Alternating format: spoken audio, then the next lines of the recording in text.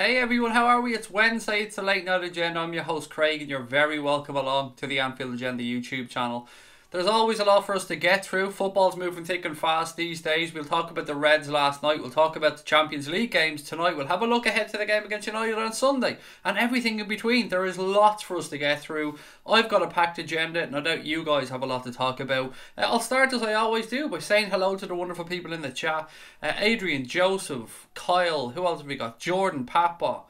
Brian Morrissey, Anthony, JR Football, Pat Hamilton, LFC Till I Die, Card 6, everybody else that's in. If I've missed you, I apologise. How are we? I hope you've had a wonderful Wednesday. Have we all recovered from last night? I know I've watched the game back. I have a lot to say about it as well. Rocco, Tom, October, how are we? Granny Basher Memes, that's a class name, mate. That is a name and a half right there.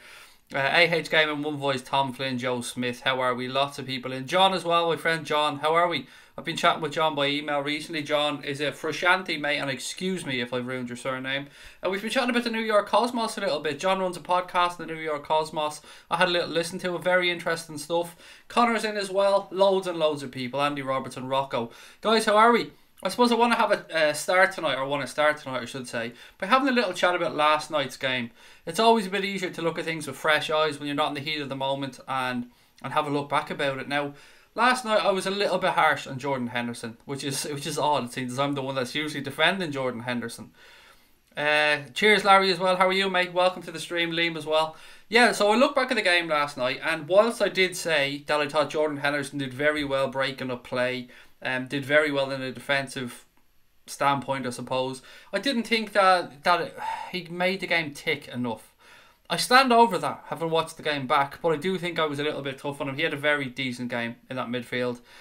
He did do all the donkey work, which watching back I did notice a little bit more. And a couple of stats for you as well on Jordan Henderson that I got from reading the Echo today. So Hendo played 72 passes in that game yesterday, 41 of which were in the opposition half, and he regained possession for us 8 times.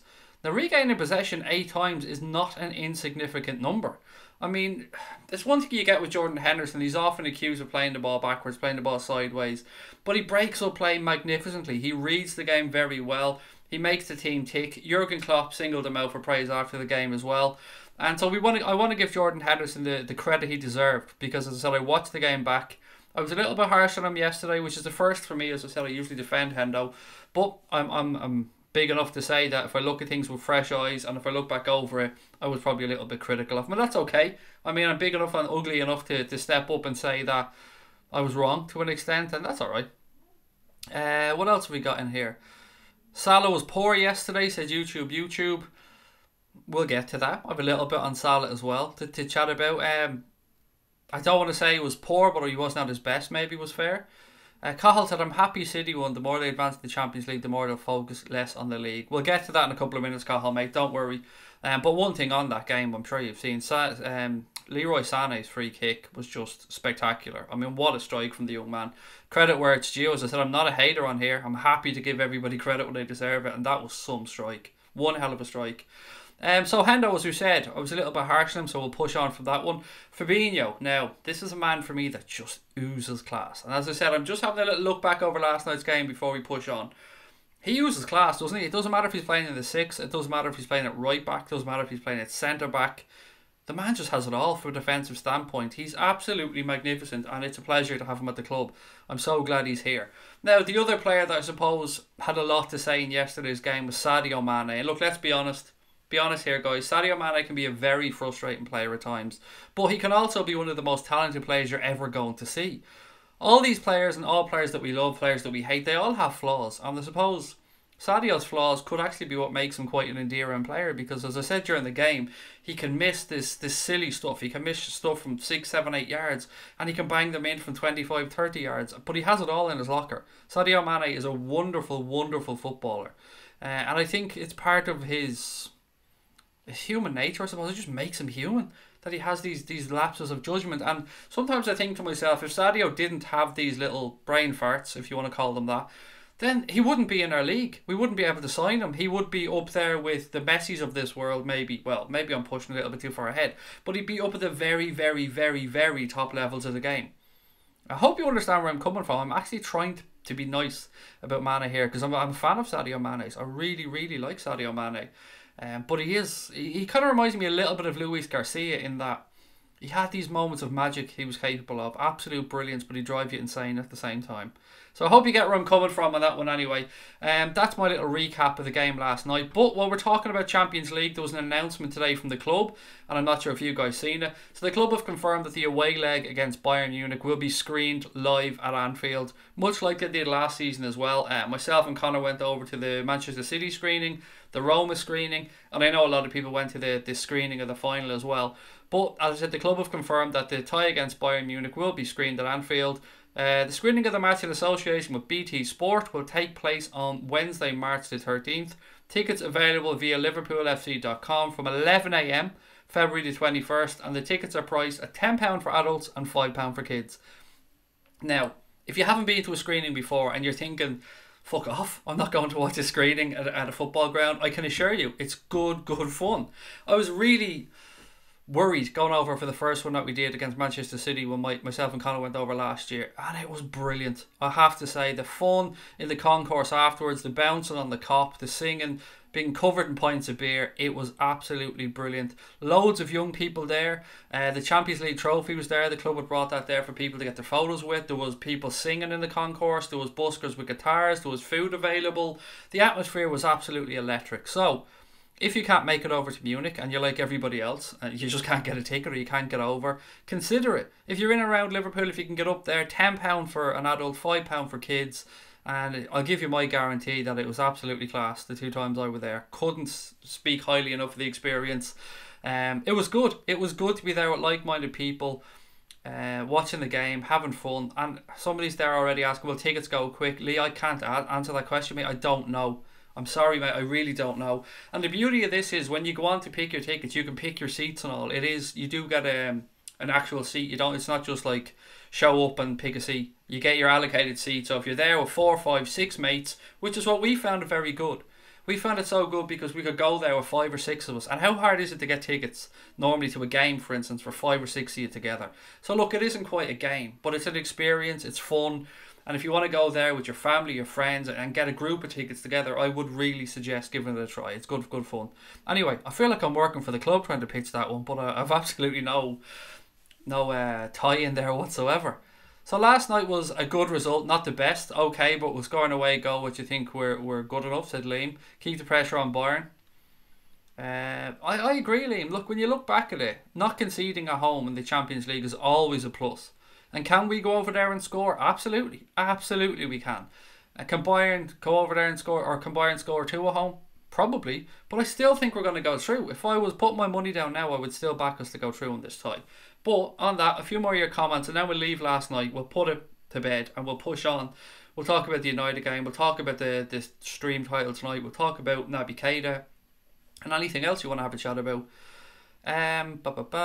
Claire said, Naby was my man of the match yesterday, closely followed by Fabinho and Henderson. Naby's becoming a starting player now. He just needs that goal properly to boost his confidence. Okay, what else have we got? I'm trying to hang off before I get into the Naby Keita comments, but 1 second. Probably a great way for families to experience Anfield too, which is a great shout, Brian, and that's something I did see when we were over there. A lot of young kids, a lot of young adults as well, like a lot of people between the ages of maybe 14 and 20, and the atmosphere was brilliant, the singing was brilliant. I've got videos of it on my phone. Outside afterwards, when we beat Roma, or when we got through against Roma to get to the final, it was unbelievable. People dancing on buses and everything outside Anfield, it was brilliant.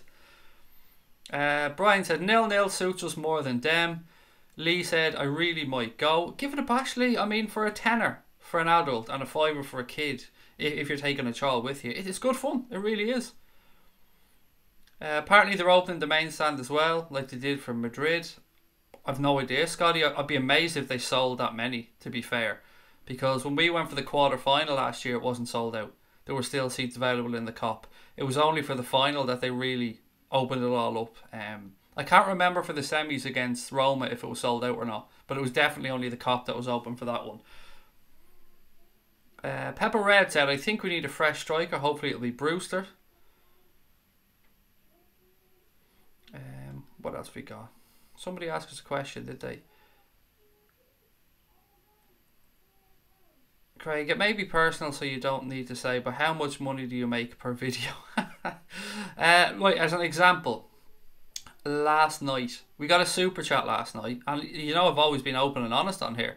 We got a super chat last night, and the super chat was brilliant. I think the super chat was for £9.99, something like that. But your question was, how much do we make off a video?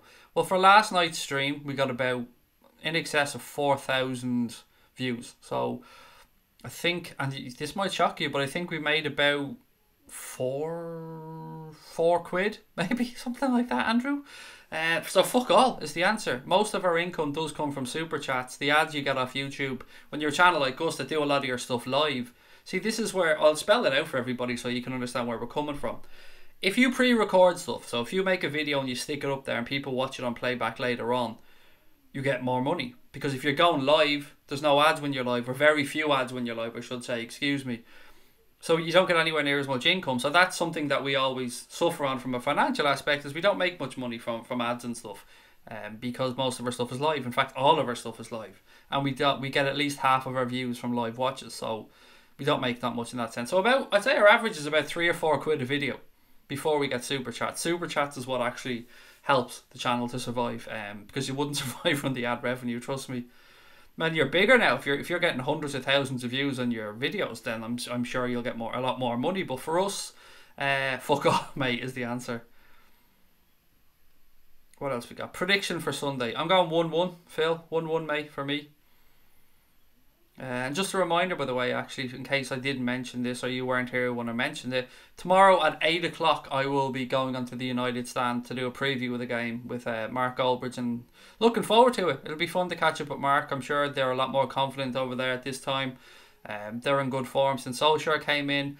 I'm looking forward to seeing what Mark has to say. I'm looking forward to catching up with him. And then, of course, after the game on Sunday, Mark's been kind enough to agree to come over to us on the Monday to do a bit of a reaction again. So I'll do a stream with Mark for maybe 20-30 minutes and then take a break, come back, and we'll do our normal late night stream. So that'll be at 10 o'clock on Monday for Mark coming over here. But tomorrow, 8 PM, I think Mark's doing the preview show on the United stand. I think it's a live stream. I'm 99.9% sure it's a live stream. So I'll be over there for that one. Hope you can pop over, say hello. Don't leave me over there on my own. I'll get slaughtered. I'm only messing. They were actually quite nice to me the last time. I don't mean Mark, by the way. Jeez, no, I don't mean Mark. Mark was sound. I mean the chat, because I was expecting to get absolutely slaughtered. Can't wait to play Liverpool, said Lee. It's going to be great, Lee. I'm looking forward to the game a lot on Sunday, pal. I really am. I don't say that from a position where I'm feeling arrogant or confident. I just love when we play United. Cahill said, if we score first at the Allianz, Bayern will have to come out and play, and that's exactly what we want. Salah is so good at creating chances, but is not clinical. Now, on that one, I've something on Salah. Actually, I'll go through it a little bit later on. I think it's only fair. I'll try and go through my agenda in order, because I usually fuck up if I don't. So we said we'd start with Naby, because a lot of people in the chat talking about Naby Keita. And by the way, guys, if you're in and you're new to the channel or you're here for the first time, I'm terrible at remembering this shit, but please do hit that subscribe button. As you can see, we're less than 1.5k this moment away from 10,000, so every single subscriber counts. So if you're watching, please do hit that subscribe button, drop a like on the stream, and don't forget to turn the notifications on as well, because we stream every single night of the week. 10 PM or 10:15 we start live stream and usually go till about 11:45, and then of course we've got match watch alongs of every single Liverpool game as well, all free, because we're never going to charge for our content, because we make all those €3 and €4 from videos, so we don't need to charge for it, because we're ballers here with the amount of €3 and €4 that we're making. But this has never been about money. This has always just been about getting to meet Reds, getting to chat with football fans from around the world, and it is worth every single minute. I swear to God, I love it. Right, so on Naby Keita, let's have a little chat about Naby. So as you can see there, the question is Naby now a starter in the team? So I've got my thoughts and written them down here just so we don't forget. So are we finally starting to see the Naby Keita that we all knew he was capable of? There's so much involved in moving to a new league. You've got tempo, style, pressing, the structure of play. Then you add to that the language barrier, the weather, making new friends, the culture, food, everything else there as well. You can see why it takes players a certain amount of time to settle down into a league. So I'm just going to go through them again just in case I rushed. So league tempo, style, press and the structure of play, language, weather, friendships, food, culture, lots of other things as well. So sometimes I think as fans we're a little bit too harsh in how we rule out a player too quickly, or we're a little bit pissed off if he's not settling in and being as good as he was at his previous club. Some players are able to do it. Some players come in and they assimilate really well into the league and they just hit the ground running. Some players don't. Maybe Naby is one of these players. To me, Naby looks like he's playing without a little bit of confidence, but that confidence is slowly coming back. I've never had a single second's doubt about Naby Keita. From the minute he arrived at the club, I always believed that he was going to go on and he will become an excellent midfielder for this football club. I've never had a moment's doubt about it. I can see the little glimpses in him when he plays, and he just needs to put all those little things together. He's starting to do it now. You can see how easy he can glide past the player. You can see the lovely footwork that he has as well. The final ball at times, maybe he needs to release it a little bit quicker, but that's a confidence thing. That'll just come when it becomes second nature to him and he gets a vibe with the players that he's playing in and around him. But I think bit by bit, we're starting to see the Naby Keita that we'd all hoped was going to come to the league. And I was quite hurt when people doubted him. I don't know why it hurt me in particular, but I just couldn't believe so many people were starting to look at writing him off. People said we should sell him. People said we were robbed by Leipzig. Just read stuff that really wasn't very fucking nice about a player that absolutely didn't deserve it. Mossy said, Keita's class. Luke, how are you, pal? Luke Nelms, welcome in. What else we got? Naby does the hard stuff that doesn't get the simple pass. He'll improve, hopefully, said Greg. Naby will be vital this Sunday, said Sam. How many people actually reckon Naby's going to start against United? Because this is an interesting conversation. I noticed on our Twitter account there was a bit of a conversation around this, and a lot of people were saying maybe play James Milner ahead of Naby Keita. So without saying who you would and wouldn't play, would you play Naby Keita? I think has Connor put the poll up? I'm not sure if there is a poll. Connor be able to tell us. But do you think he'll play on Sunday? I'd love to know that one. Naby gave the ball away too much, said Dean Coates. We're not just talking about last night though, Dean in particular, mate. We're talking about his evolution, I suppose, into this Liverpool team.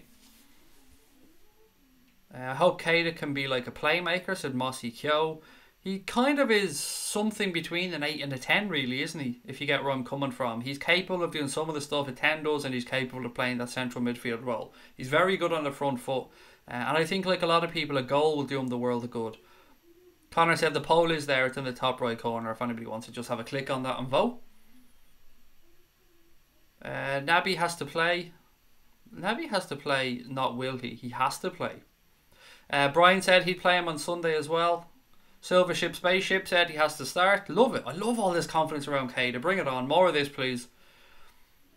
Naby must start, said Luke Cox. We need someone to run at Matic, said Andrew Robertson. Good point, mate. Very good point. Keita, a playmaker for passes, will improve and he'll be a great player, said Liverpool signings. I don't know what Eddie Lowski says will win nothing. Are you another one of these miserable fuckers, Eddie? I'm not going to go off on a rant because I'm in too good of a mood to do that today, but you can keep your negativity to yourself, Eddie, if that's the way you're going to look at it, buddy. Yeah, I couldn't be arsed with negativity, mate. It just has no place on this stream. Genie, Fabinho and Keita versus United, said Liverpool fan 9. So we've dropped Hendo already after everybody saying he put in an amazing performance. We're dropping him. It's tough though. It is tough to make this midfield call, so I'm not going to slate anybody for their choices. I'd always have Fabinho win over Henderson if we're just playing one person in the 6. Dave Sweeney said I wouldn't play Naby, not just yet. Aganito reckons we should keep him in the team. Between 8 and a 10 is 9, said Dave Sweeney. It really isn't, pal. Not when you're talking in football terms. Because a 9 is in front of everybody, and an 8 is central midfield, and a 10 is between central midfield and striker. So, yeah, no. Do you think Naby could play as a 6? No, I don't personally. I don't think he has the defensive awareness, or he's not naturally defensively aware. It'd be like forcing Henderson into that 6 again, because I don't think Henderson is a natural 6 either. Whereas you look at somebody like Fabinho and you just know that he is a 6. He just has that about him. He's got the reading of the game. He's got the defensive awareness. He's got the tackling abilities. He's solid in the air. He can just do so many things that you'd want. If you were to just make a list of things in a 6, a lot of them would come through Fabinho. Although Henderson does have a lot of those characteristics as well. Keita to score in the theatre of scum, said Amric. And again, that's not me shouting that out. United fans, don't come at me. Old toilet would have also been acceptable. Okay, where have we got? Tom Jones, I love saying that. It's not unusual, Tom. Said, same midfield against Bournemouth is our best midfield, but Oxlade-Chamberlain is a super sub. I can't wait for that, dude. I think I've said that on every damn stream for the past month, but I cannot wait for Alex Oxlade-Chamberlain to be back available. Liam said, Naby being top class these past few weeks and stepped up his game. If you remember when Bobby first came in, he was hot and cold. Now look at him. Once he settled into the team, we'll see the real Bobby, and the same with Naby. Exactly how I feel, Liam. I mean, we're here, Paul, aren't we? We're here, me and you, we're here. Yeah, no, that's exactly how I feel. I think that's how a lot of Reds feel, Liam, and I'm glad that you're willing to give him that time and you're able to see that progression in him as well. Tom Boland said Keita has to start with Fabinho and Gini. The more Naby plays, the better he gets. In and out doesn't suit him, said Brian Morrissey. And that's a good show, and it wouldn't suit any player, to be fair, Brian. You're spot on. You do need that match rhythm, and Klopp keeps talking about rhythm, doesn't he, with players? And you do need that. Good, I'm really happy, really pleasantly surprised, actually, at how these comments are going with regards to Keita. I know he'll come good, said Mossy Kyo. Greg Duffy reckons Naby, Gini and Fabinho, midfield for Sunday. It's a good midfield, isn't it? When you look at it like that, you just think of the work right there. You think of the ability. That is a good midfield. You have to play a player when he's in form. I get where you're coming from, Tom. I'm somebody that believes if you have a shirt and you're playing well, that's your shirt. Keep that damn shirt, and somebody has to displace you, or your performances have to, pull you out of the team. So I agree where you're coming from. Naby was also key to our pressing against Bournemouth, said Luke Cox. Hello, Fibble mate, how are you? For me, Fabinho must start, and Gini. The decision for Klopp is Naby or Henderson. Well, look, Gini, I wouldn't even have Gini down as the first name on the team sheet. I have to say in midfield anyway. And I'm with you, Fabinho's a must as well. So we have to include Milner though, don't we? Andrew Robertson in that little conversation. Henderson, Naby or Milner. I think it is fair to include him in the conversation. Would you take Pogba and Rashford for Liverpool? Probably. A Rashford without a shadow of a doubt, Luke. I mean, I said this last night. Somebody asked me. I'd take Marcus Rashford. I'd take Anthony Martial. Pogba, if I say I'm not sure, it's not because I don't believe in his abilities as a footballer. That's not why. I'm just trying to think of our midfield. But yeah, probably. I mean, he's capable of doing exactly what we expect Naby Keita to do. So, yes, probably Luke. But if I had Pogba in our team, I'd like him to be more forward-thinking than Mourinho was using him as anyway. But he's a good player, so probably would, mate, if I'm being honest. Naby's getting better. I'd play him over Henderson, said R.I.P. Van Winkle. I know it's Rip Van Winkle. I'm well aware of it, but I'm calling you R.I.P. Van Winkle because I made the mistake the first time, and by God, I'm going to hold on to it. No, I'm only joking, mate. Rip Van Winkle. Apologies for ruining your name. Man City are very lucky, aren't they? 3-2 at the last minute. Are they lucky? I don't know if that's luck, to be fair. Sané's goal, absolute belter. Otamendi, brain dead, gets himself sent off. Penalty, handball, other penalty, silly foul. I don't know. I don't know if they're lucky. They went and they won the game 3-2. They could have brought on subs or defensive players. They could have sat back, but they brought on Sané. And they were hoping to catch them on the counter, and they did. I'd be very angry if I was the Schalke team now. I don't know what defender it was that Sterling, I won't say nudged into, because it was fair. Both of them were there. I'm not saying Sterling fouled them, but he went to ground that defender very easily, hoping for the free kick that wasn't going to come, and Sterling went ahead and stuck the ball away. So looking at that game tonight, it sums up Manchester City in Europe for me, and why I don't think they're going to win the Champions League. Are they capable of playing amazing football? You bet your ass they are. They're a damn fine team. But they just seem a little bit naive at times to me in Europe. And I think somebody like an Atletico or a well-seasoned team that won't let them get a rhythm, that'll break up the game, make it biddy, try and get things from set pieces, I think they might be outdone. But look, they have to put out a strong team now again at home just to make sure of it, which means more minutes in the players' legs, which means, maybe a few more injuries, a little bit more rotation, and it'll probably benefit us a little bit. Maybe I'm clutching at straws here, but fuck it. I want my team to win the league, so I'm getting a pain in my arse with all this talk, by the way, of quadruples. I mean, fuck off. Honestly, just shut up. We had it all last year as well. Did you see Manchester City, by the way, or Manchester, whatever the fuck their owners are called? I don't know what they call themselves, but they're after buying up another football club now. So they have one in China. So they've got China, America, Australia, I think Brazil. I could be wrong on that one though, and somewhere else. So basically, more places to funnel money around now to hide shit. So well done to them. Another way to chase the money around, shall we say? Man United are a B-Tech Liverpool, said Yusuf. We'll do the double over United. We'll win 4-1 wearing the grey kit, said Crosby Jones. Is it going to be the grey kit or the purple kit, though? The purple's the away kit, isn't it? Although I'd like to see the grey kit. Just more memories in that grey kit, isn't there? More good memories. What else have we got? Salah's general play has been very poor this season. You can't argue with his numbers, but he has been nowhere near as good this season. He's never going to be, though. That's the thing. And I'll get to Salah later on because I have a little segment on him to do, but he was never going to be. Fuck it, we'll get into it now. Sure, you've asked the question or you brought it up, mate, so let's get into it. Just the numbers, Craig. Naby is 8. I'm fucking well aware what he is, mate, honestly. I'm well aware what number he wears. I have his fucking number on the back of my shirt. I'm also well aware that 9 is the average of 8 and 10, mate. But you still, I don't know if you're not getting where I'm coming from or you're just trying to be awkward, shall we say. Right, so, best position, Mo Salah. Where's his best position for Liverpool? I fully understand there's so many variables to this question when we're talking about him, by the way. You need to consider the system, the opposition, his teammates, what competition we're in, the context of the game. There's so much to do when we're talking about him. But personally, I prefer seeing Mo Salah coming in from the right-hand side, particularly in games where the opposition are sit back and defend. You seen last night, for instance, on the right-hand side, every time he picked up the ball, there was 2 or 3 players around him.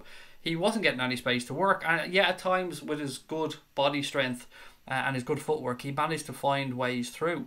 Now, when the games become stretched and space appears, then I like to see him play through the centre because he has space to run and there's space to play in behind. But that doesn't happen very often with Liverpool these days because there isn't many teams that like to come and go head to head with us. Maybe a team like Bournemouth, for instance, they come and play with us. Manchester City used to do it, but then they've copped on to the fact that we keep getting the better of them, so they've changed things up a little bit. We also need to take into account that absolutely every single team in the world now knows quite how good Mo Salah is. Last season, he kind of surprised everybody, and although people knew how good he was, teams hadn't really played much against them in the Premier League, so they didn't really know what the best way to mark him out of a game was or to close him out.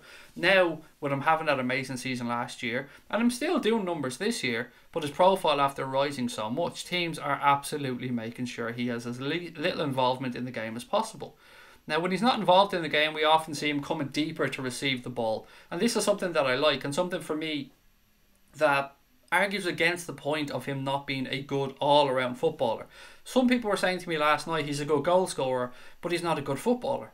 And I would argue that that's absolute nonsense.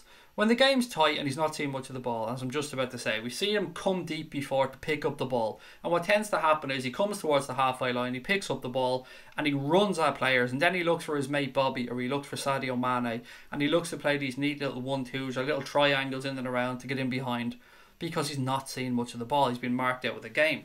Now, this could be the manager telling him to do this. This could be Salah doing it himself. But either way, what it does is it moves markers, because as Salah comes from the right hand side to the centre, somebody has to follow him or watch him, which makes space open somewhere else on the field as well, which allows him, if he can beat the first player when he's making that run, to play these little 1-2s with Bobby.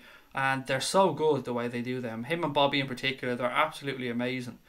So that for me kind of describes the match intelligence I'm trying to talk about. And I said last night, he's a good goal scorer. He's not a great goal scorer for me. He did great numbers last year, but he's a damn good footballer.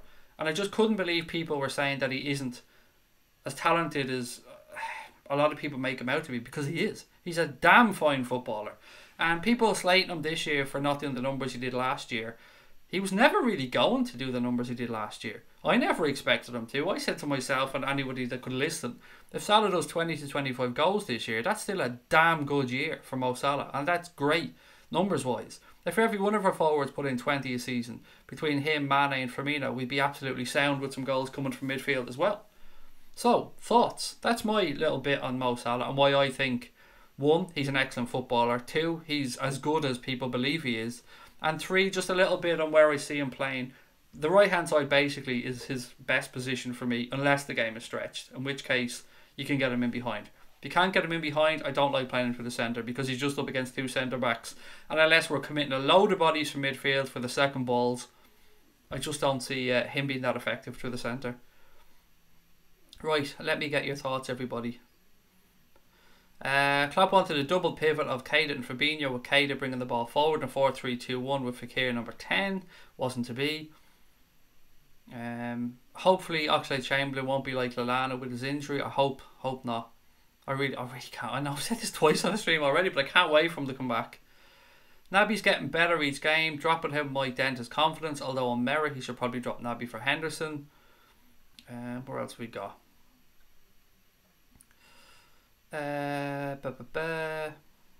Still top goal scorer, said Pragmaverts. Salah's missing a player like Oxlade-Chamberlain or Naby to break the lines. Excuse me, exactly. And that's why, as somebody pointed out a minute ago, Klopp wanted that 10. Klopp wanted that player there to play between the lines, to draw defenders in, to make space available, to give Salah to give Salah a run to make. Mo is world class, end of, said Michael Duffy. Salah already has 20 goals, said Gakul. What's his second goal for Atletico? I saw Juventus defender drop like he got shot. It was disgusting, Sam. I was just thinking that when I watched it as well. Which defender was that for? Chiellini, wasn't it? I think it was Chiellini. He went down like he was shot, as you said, Sam, but you could still see him looking. You could see him put his hands down so he could look at what was going on, what was unfolding for the goal. I think it was it the second goal or the first goal? I can't remember which one it was. It was the second goal. I think you're right. It was shit. It was shit and it was disgusting and it was cheating. We're out now on what's this? We're out now and about Salah. He is world class. Sorry, I didn't realise that was Roberto. Mate, you're not out yet. I know you're 2-0 down, but never say never. It's going to be tough to break down Atletico. Yes, they're capable of an away goal, but you know what, mate? You're at home. Never say never. A quick start, a couple of quick goals, and it's game on. Lee said, why are you Liverpool fans doubting Salah? He got 42 goals last season. I'm not. Lee, I absolutely adore the man. I think he's an exceptional footballer. Fabinho's a great addition to Liverpool, said Michael Duffy. He absolutely is, pal. Absolutely is. Not a notion. World class for 12 games. Ha ha ha ha. Well, I don't know what the fuck that's about, Dave. You're being very fucking weird tonight, Dave. Geez, the Salah Bobby interplay is a thing of beauty. Automatic smile on my face when I think of that. I love it as well, Claire. And they're on such a good wavelength together, aren't they? Mo's getting more tightly marked this season, but he's taken a touch or two too many. Needs to relax and be a bit more natural, said Gonad. As well, yeah, on that. But as I said, you have to take into account the amount of people or the amount of players around him, and nobody's giving him a sniff. Trevor Beattie, new sub, welcome, mate. Thank you for subscribing. Welcome to the channel. Has Salah played every game this season? I haven't got a clue, English Mastiff. I would be lying if I gave you that answer. I doubt it though.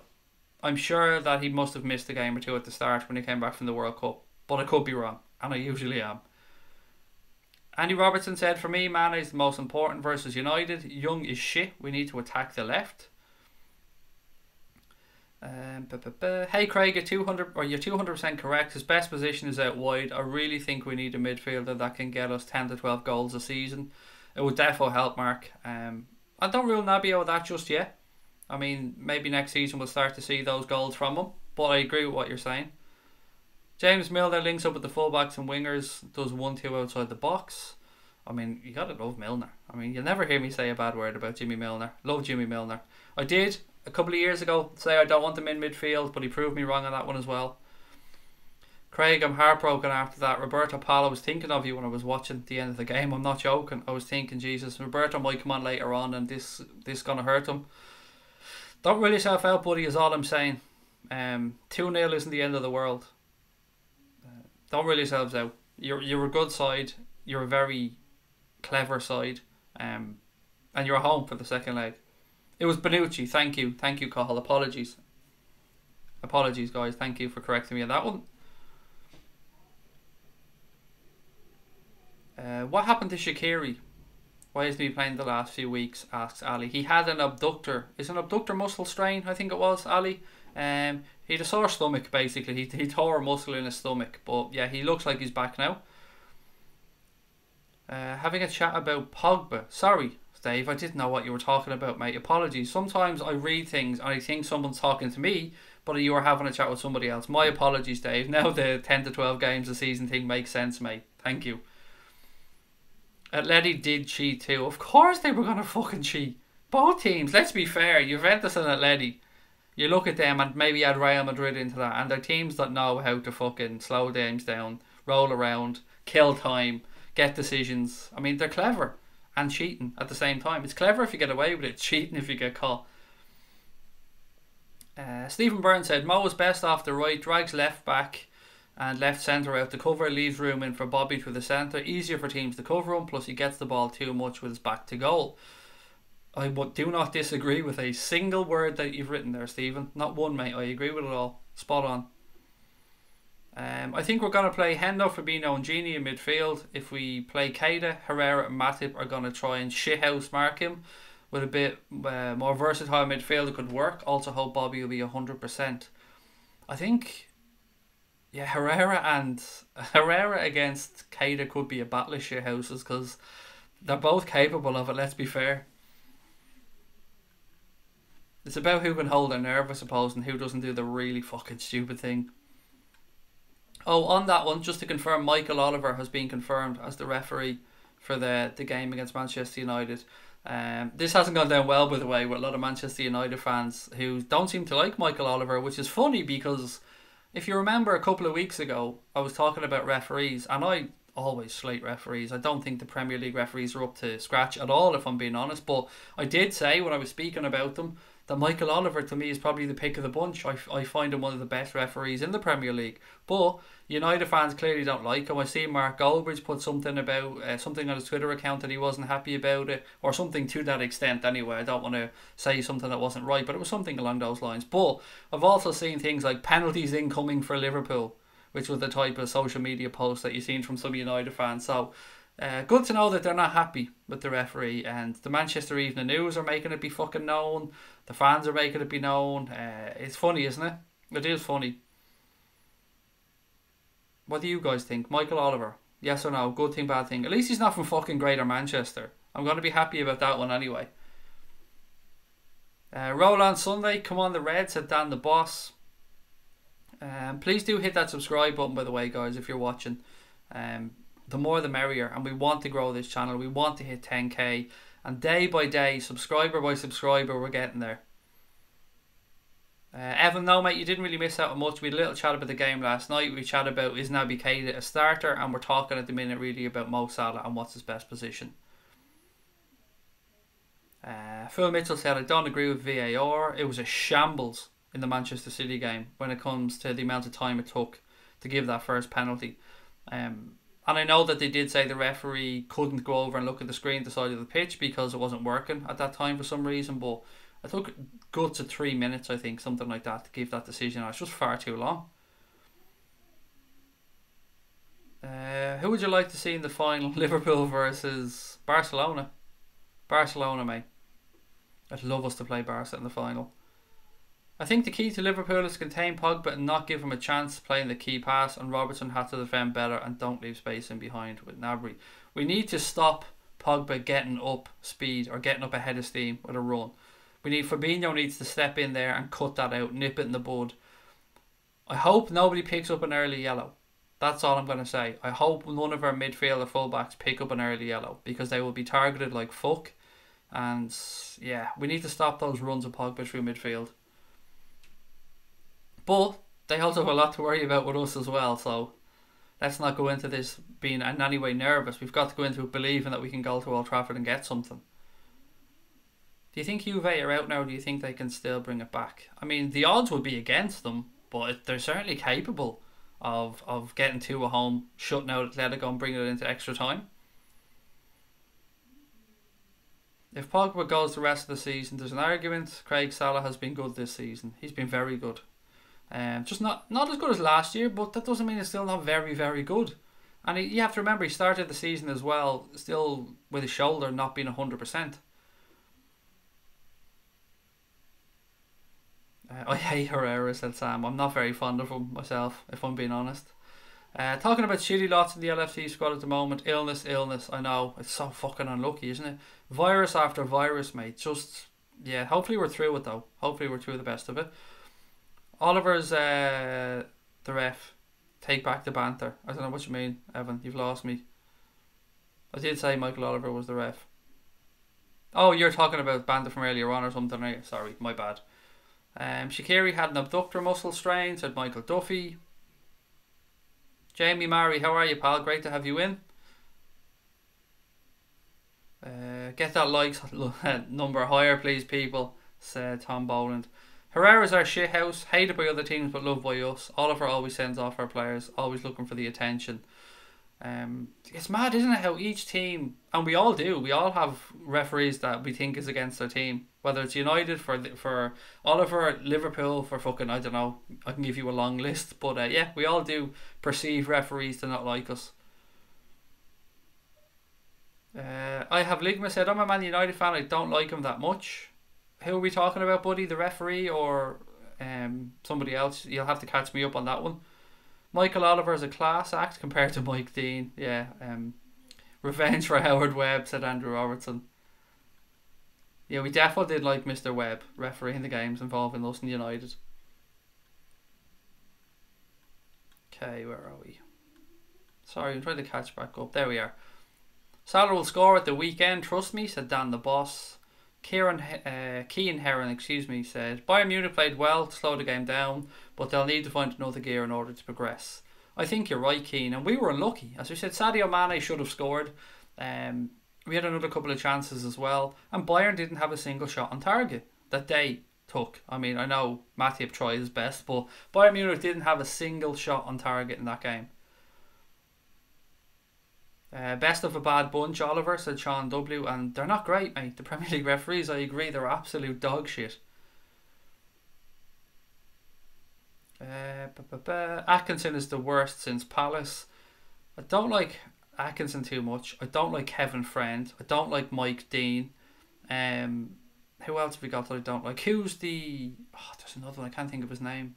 Anyway, I don't like the Premier League referees. I don't think they're good enough to be refereeing in a league this high profile. They need better referees. They just do. I never pay attention to who the ref is. Just another thing I can't control, said Brian Morrissey, which is true, mate. I mean, it's a spot on decision, and once they're announced, they're not going to be fucking changed, are they?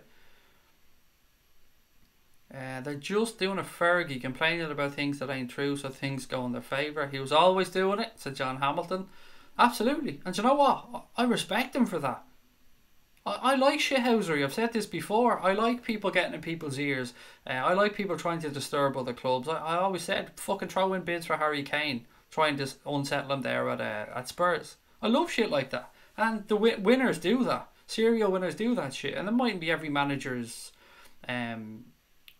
modus operandi, but some of them love it. And Ferguson was definitely one of those managers that knew how to do it. Oliver's best of a bad bunch, as Craig always says, better than Ant Mank Taylor. I fucking hate Anthony Taylor. Even the look of him, he gives us bald men a bad name. Salah get a penalty on Sunday. Watch the United fans explode, said Dave Sweeney. He's given Mo 3 legal penalties this season. LFC should have had 2 penalties last season away to United, said Michael Duffy.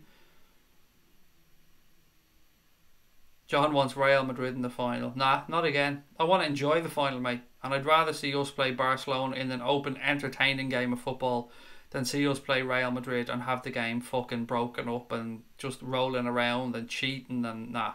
I'd rather enjoy it. If we got to another final, I'd rather it be against a team that came to play, like a Barcelona, a Manchester City even. Somebody that we could actually fucking enjoy the game. Did take too long, but that pen would have been missed only for VAR. I don't know if it would, David. I mean, I could see it from where I was sitting watching the television as soon as it happened. The players were screaming about it. I don't know. I mean, I guess we might never know, David. But it did take too long, and that's the point of this. I mean, we could see the replays on the TV screen within 20 seconds. So no doubt the VAR officials would have been getting the same images quite as quickly, and they should have fucking said to the ref, look, it's a penalty, we think it's a penalty, can you get over to look at the screen? And if he hears no, the screen isn't working, then he makes a decision. Does he go with theirs, or does he, you know, wave it off? But it shouldn't have taken 3 minutes. That was far too long. Okay, what else have we got? Pogba will fade. He'll be thinking about our midfield. That will battle just... What's this? Our midfield. That will battle, not just stand off the foot. I don't know what the fuck that comment is, mate. I can't get through it. It's not making sense to me, Dan. Sorry. Pogba will fade. We've got that one. Genie will pocket him. Okay, we've got that one. And run rings around. Grand. I get where you're coming from now. Pogba needs to be snuffed out, said Pragmaverts. I hope Trent has gotten Rashford out of his system. Who did Liverpool have in the next round of the FA Cup? Oh, William, mate. Look, another troll. You can't fucking spell, dickhead. If you're going to come in and have a go and try and be funny, at least try and brag about something a little bit more than the fucking FA Cup. My fucking Jesus. And learn how to spell Liverpool as well, mate. There's an L at the end of it. Why are all trolls idiots? William, maybe you can answer me on this. Now, I'm not expecting you to spell it correctly. I'll try and figure out whatever drivel you put down at the keyboard, mate. But we're not in the FA Cup, buddy, because we're too busy trying to win the fucking Premier League, and we're still in the Champions League. But you have your little FA Cup, mate, and enjoy your day out at Wembley if you get there. I don't even know who the fuck you support. I gather you must be a United fan. But fuck off, basically, is what I'm saying, mate. People are man-marking Salah, said Liverpool fan 9. A couple of people were saying that Mane's gaff was burgled. Fucking terrible to hear that. Scumbags. It's happened to too many footballers as well. Salah's best position is on the right of a narrow 3, said G.I. Jose. And welcome back, Jose, mate. I hope you said you were away for a bit, I think. I hope you enjoyed it. Kevin is not Craig's friend. No, he absolutely is not. It was Clattenburg that fucked off Pragmaverts. He went to somewhere in the Middle East, as you said. I'm not sure, was it Dubai or... I don't know where it was, but it was somewhere in that neck of the woods. Craig, I think we need more referees like Pierluigi Collina in the Premier League. Oh, mate, Tony, what a referee. Should have cloned him and just had a whole army of Pierluigi Collinas. What a referee. Definitely the best of my generation. You know you're a damn good referee when you're getting on. Was it FIFA or a Pro Evolution? He was on the front of one of them, but what a referee. Shouldn't really be talking about referees given the amount of decisions Liverpool had this season. Concentrate on the game. Fuck you, I'll concentrate whatever I want, mate. Honestly, Q, come in here giving it the big one, like. We were robbed last season of more points than I think any other team in the Premier League. I think we were 12 points worse off than we should have been because of shitty refereeing decisions. So the fact that we actually got the fucking correct decisions that we're supposed to get this season has you obviously fucking pissing your pants for some reason, mate. But it's not like we're getting decisions that we shouldn't be getting. There was a couple against West Ham, one at home, one away. We shouldn't have gotten those goals out with shadow of a doubt. But I'm a big enough person to say when things have gone our way and we shouldn't have got them. Look back on my streams, I say all the time, that shouldn't have happened. We were lucky there. But at the end of the day, don't come on making out like we're fucking lucky or we're getting things a rub of the green. We were fucked over last year and we moved on and dealt with it. So again, another salty fucker just coming in, whinging, trying to make excuses already before the game. William Jones, mate, again, I hope no Scousers are You can't write, mate. Just give it up, honestly.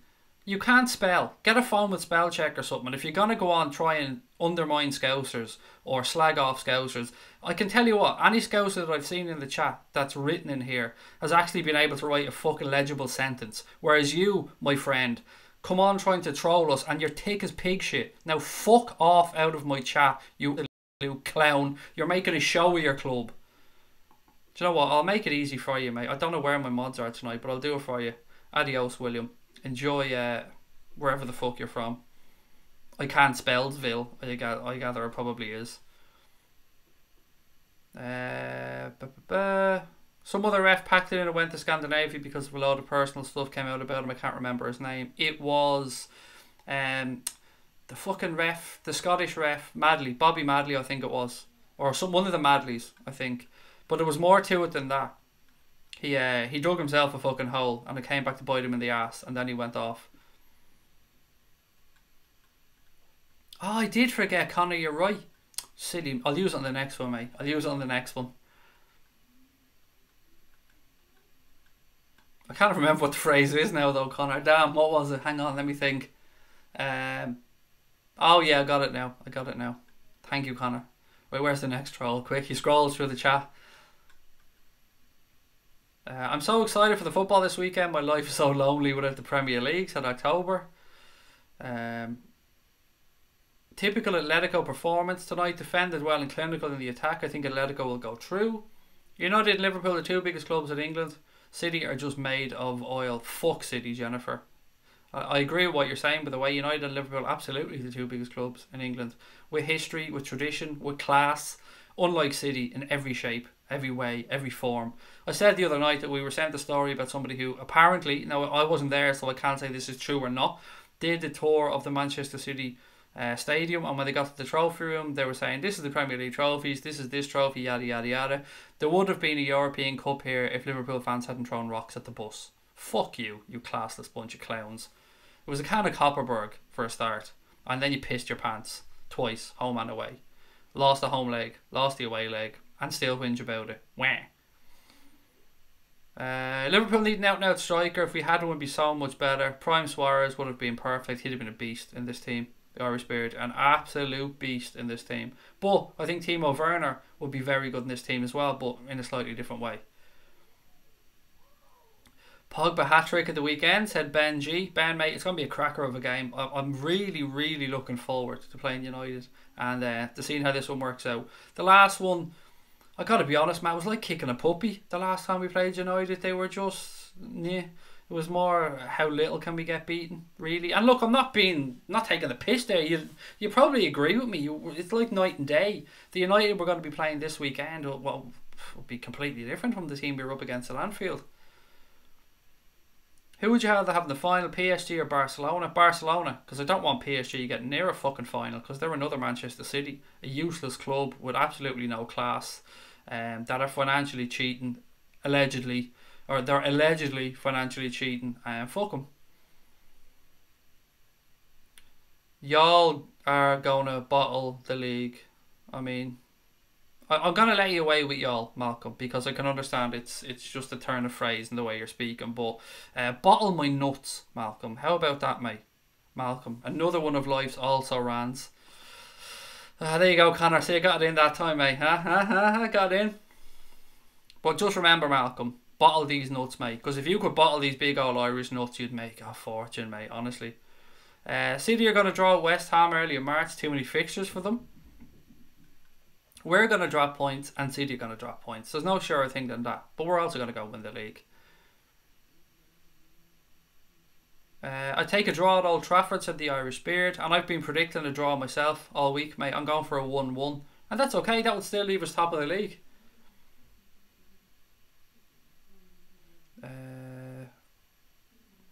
Liverpool shouldn't sniff at any trophy given they've won one trophy in 12 seasons, that being the Carling Cup. I understand where I know I had to go to you earlier on, Q, but on this one, mate, I get where you're coming from. But think about it this way, from our point of view, a lot of this has to do with where we've gotten to in the league, mate.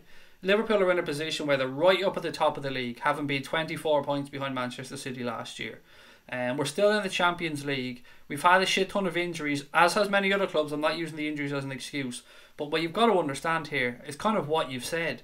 We haven't won the Premier League or the top division of England for 29 fucking years. That is a massive, massive monkey to get off these clubs' back. And myself and many other Reds believe that once Liverpool get that first Premier League trophy, more will follow. So I understand Klopp prioritising the Premier League and to an extent the Champions League this year and putting out weakened sides in the other two cups. Would we like to have won them? Of course. Every football fan wants their club to win every trophy that's available. But it's all about getting this Premier League for us. If we can do that this year, if we can beat Manchester City and Spurs to that Premier League title, then it will make every other trophy that bit more easy to win going forward. Particularly the league trophy, because that monkey will be off our back. So I understand where you're coming from and I agree with you to an extent, but it's a little bit different when you're in our position and it's been so fucking long since you've won that top league title. I think, was it Firmino's house, Claire, that was burgled? I remember what you're saying. Somebody's gaff was burgled, but I have a feeling it was Firmino's house that was burgled before. But again, I could be wrong. Pro Evo, Sean, thank you, pal.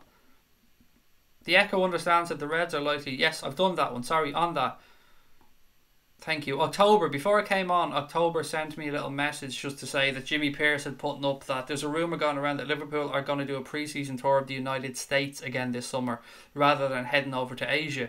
The cities being talked about are Chicago, New York and Boston. So if you're a Liverpool fan in America, this is probably very, very good news to you, because most of us would have assumed the Reds would have been heading to Australia and Asia this summer, but it seems like, and James Pearce wouldn't really be putting this stuff up if he didn't have it, and very good information, that the Reds are going to head back over to America to do a pre-season.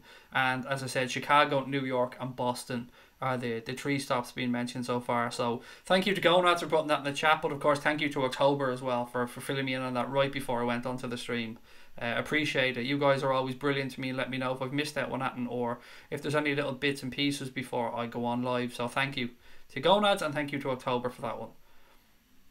Kalina was a one-off, said Brian Morrissey. Yeah, he was brilliant, wasn't he? He was absolutely brilliant. And just those eyes, man. Those eyes, nobody fucked with him. If he gave you the eyes and he looked at you, I mean, you were gone. That was it. He was brilliant. Crosby Red said, good evening, trolls. Every single one of you would love to be in our position. Jealous much? Which is true. And trolls coming on only lets Liverpool fans know that we're doing something right. The club are doing something right, that they're worried. Because if we were irrelevant, nobody give a fuck. And we were irrelevant, or fairly irrelevant, for quite a long time. Jaden said Liverpool will win the league. I certainly hope so, my friend. Mane could do with a couple of English Bull Terriers. I'll tell you, he could do with a couple of fucking lads there with baseball bats. I hate people that break into people's houses. I hate when you hear stories like there was a family funeral and they knew people weren't going to be in the house, so they fucking broke into the house. I mean, it's just scum. Absolute scum of the earth. It's bad for the city. It's bad for the club. It's just horrible to hear of. Whether, even if it's not a footballer, anybody having their house burgled is absolutely fucking disgusting. It's such an invasion of your privacy. Like, your home is your one place where it's your own little castle. Like, you close the door, whatever's going on out in the world, you close that door. You're with your family, your loved ones, your pets, whatever it might be. You kick back, relax, and that should be fucking sacrilege, mate. You don't cross somebody's door like that. I don't agree with guns. I have to say, I don't agree with guns in America. But look, I'm not American. I have no right to talk about that. But what I will say is, I fucking understand if somebody crosses your door and you've got a gun and they're coming at you. I fucking understand that. I'm telling you. Yeah, it's just a no-no for me. It's a big fucking no-no. You do not break into somebody's gaff. It's one of the lowest things I think can be done to a non-physical thing that can be done to a human being. Does Firmino still have the shits, or is he fit now? I don't know, mate, but he got the 75 in yesterday, so that's all good. Does he still have the shits? I love it. I went to Carragher's pub in New York last April, seeing all of Carragher's old football memorabilia. I haven't been in New York, but well, I sort of have, but I haven't been in the city of New York. But I'd love to get to Carragher's bar. It looks brilliant. Do you know Salah was a left back in Egypt? Absolutely baffles me. I think Demelade, somebody said that to me before, but I don't want to. It just sounds familiar, if you get where I'm coming from. But it is mad, isn't it? A left back, wow. Joseph said, I lost everything due to a burglary. I'm so sorry to hear that, mate. I'm genuine. I'm so sorry to hear that. It's disgusting. Someone breaking into your house like that. The only time it's ever happened to me, well, it happened to my mother after I moved out, but it happened to us on our family holiday once. We were away, and I was in Mallorca. Our apartment was broken into. It was an inside job in the hotel, but even for that, man, I was a kid. I remember being fucking petrified for the rest of the holiday that somebody was coming back.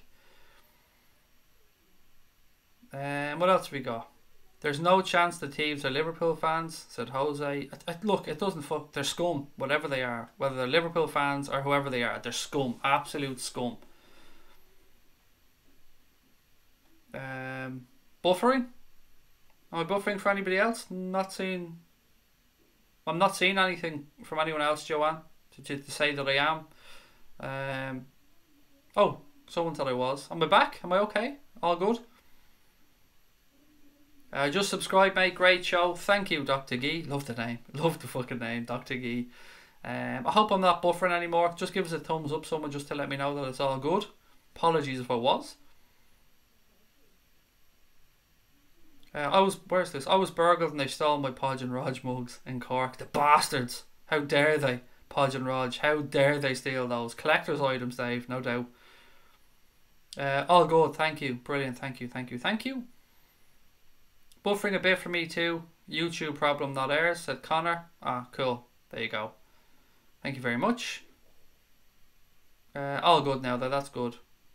Thank you very much. Apologies about the buffering, even though, as Connor said, it doesn't seem to be at our end, but it's still not good when it happens. People smashed my windows. Fucking scum, I hate. Sorry, mate. I'm sorry about that one. A little bit of a glitch every now and again, but nothing big, said Brian Morrissey. All good, thank you. Brilliant. Phil Mitchell said VAR is pointless. Oh, it's gone. I think you deleted the wrong message there. I'll read it out anyway, Phil, because I can get your message back up.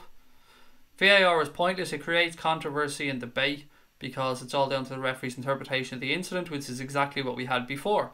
Which, to some extent, is right, mate. On a lot of decisions it does. It's not black and white. It's not like in cricket or tennis where the ball's in or out, or there's a nick or there isn't a nick. A lot of it still is down to interpretation.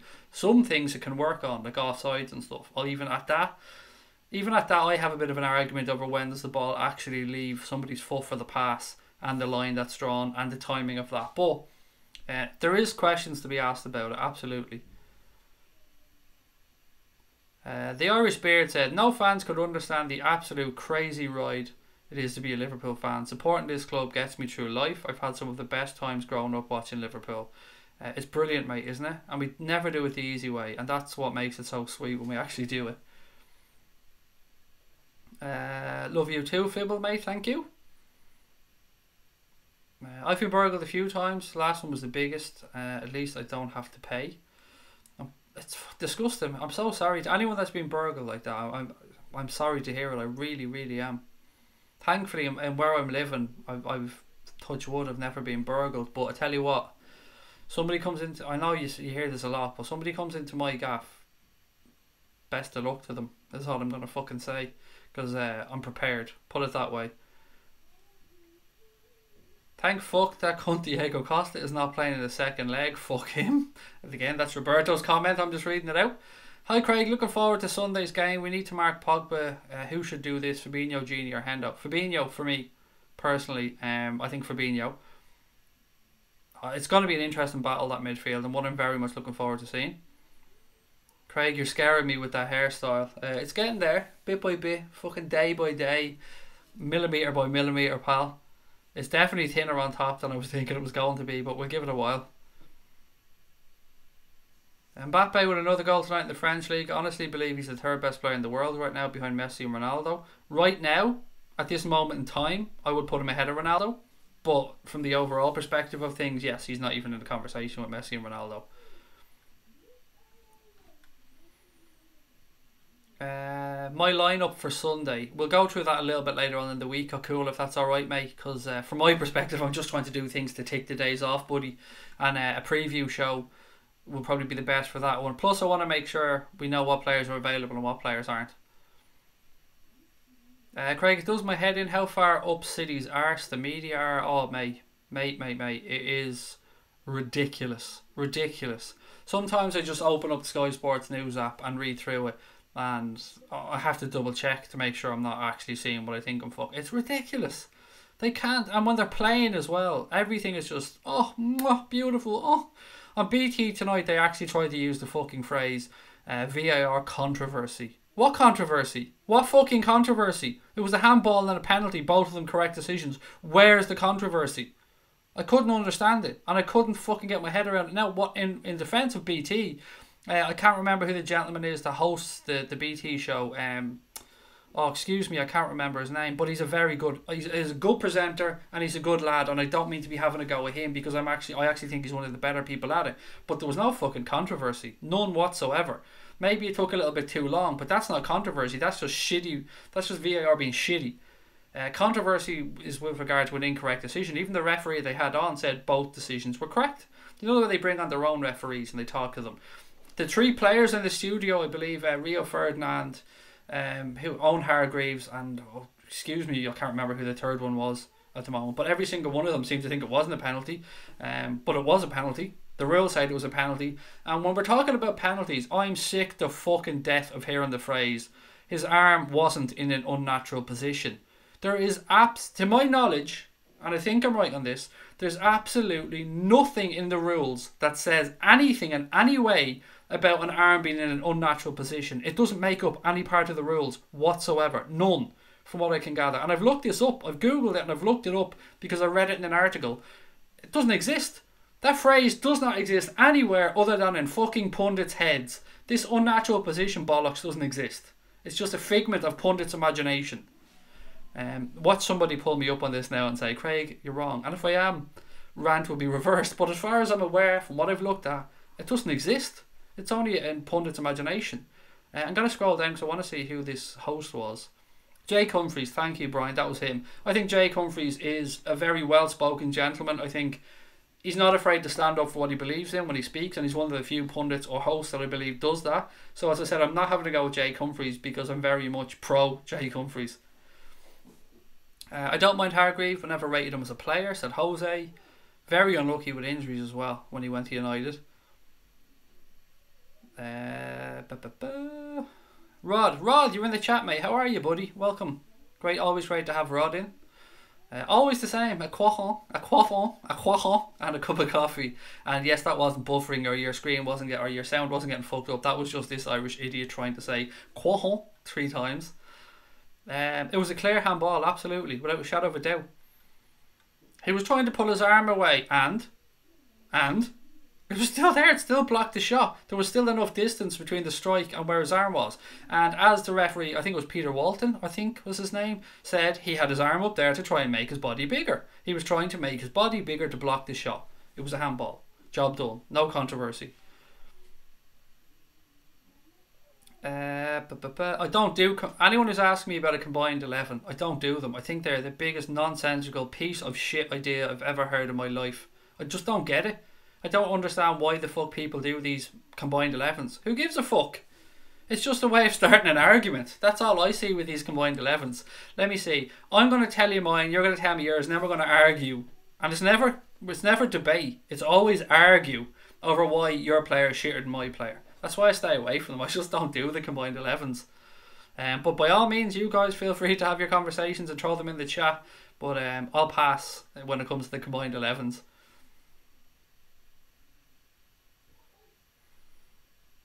Rant, Craig on a rant. We all fucking love it. Do you know the way we often talk about merch on here, actually? Yeah, we never fucking tell you guys about any of the merch or anything like that. But Connor and October want us to do... There was one day last week, I think, I said something like... have a wank, treat yourself.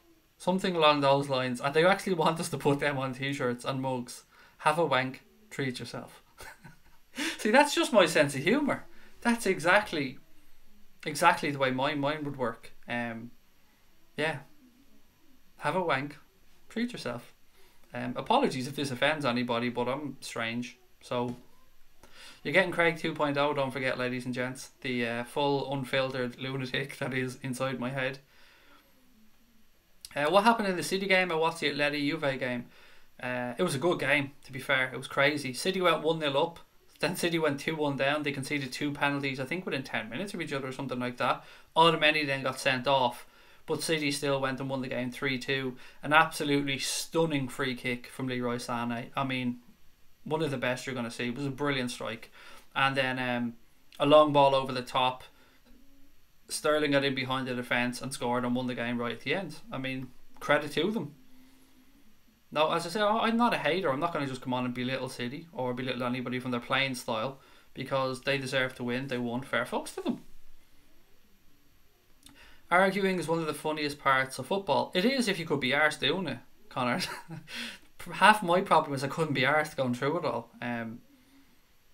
Especially when it comes to writing things out like that. If you're on Twitter or something, like the back and forth, mate. You know the way I ring you all the time as well, Connor, because I don't like texting back and forth. Because why write 20 messages when it could be said in a 2-minute phone call? Some Lyon players were also robbed during their game. Gee, that's disgusting. Fucking hell, what is the world coming to?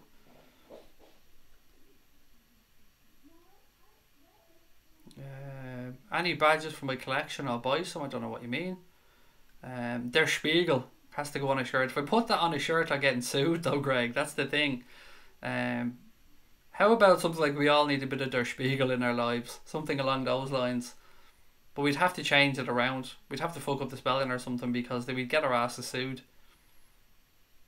Even though I've probably publicised Der Spiegel more than any other non-employed human being in the history of Der Spiegel. October had a go at me, by the way. A nice go at me in a nice way because she didn't like the way I pronounced Joshua. I'm going to say it my way just to annoy you. Kimmich. Even though I know it's Kimmich. Joshua Kimmich.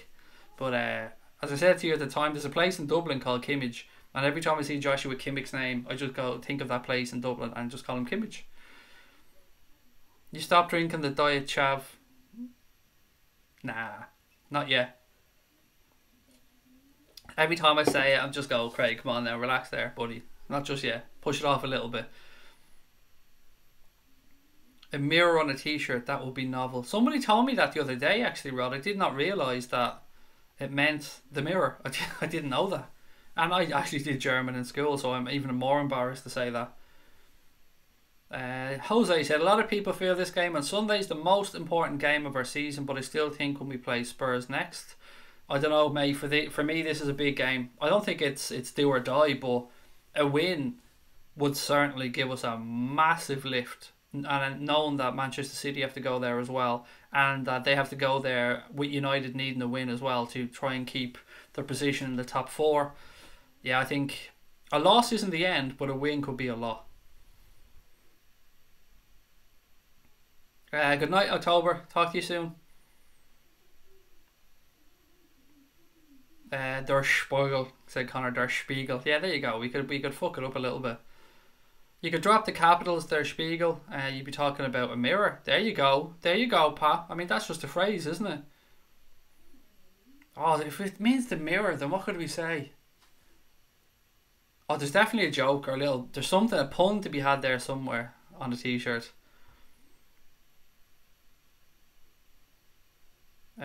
My wife's family had a death in December, and one of their neighbours would stay in the house for the funeral. They felt it was very important.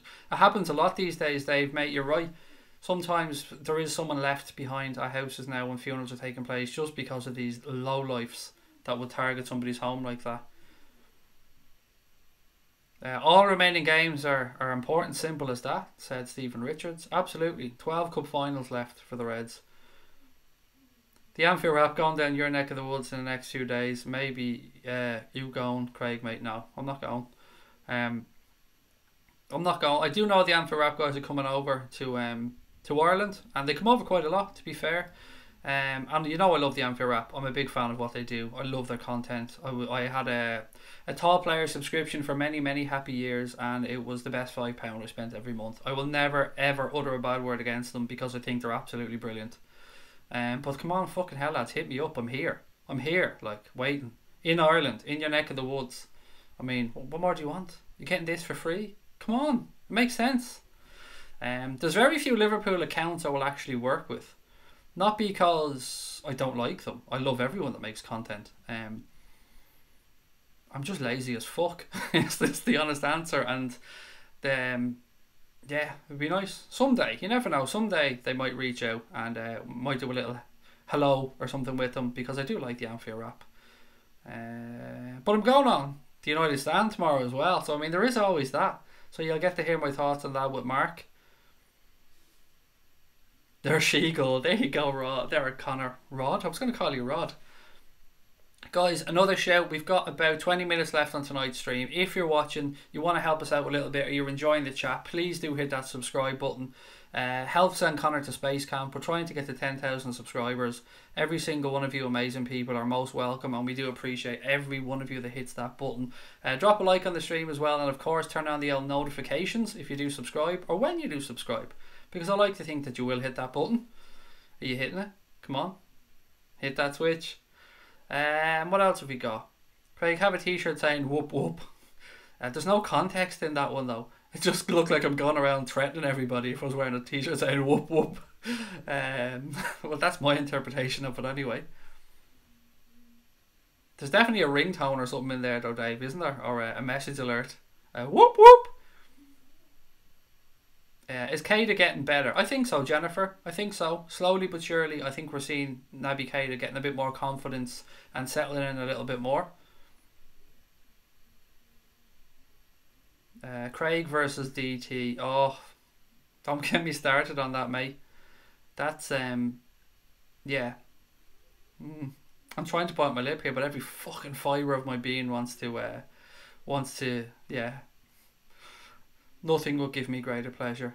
I mean, Mark's too much of a gentleman to jump in a boxing ring with DT, but I'll punch fuck out of him for charity. No problem. No problem whatsoever. That offer's always on the table. It's always there. I despise that man. Well, calling him a man is actually me being generous. That person, Mr. fucking double initial there, Mr. I like to be little kids and bully people when I haven't got a pair on me. Yeah, someday I'll draw him into a boxing ring for charity, of course. Yeah, it'll happen. It'll happen. I keep telling myself it'll happen.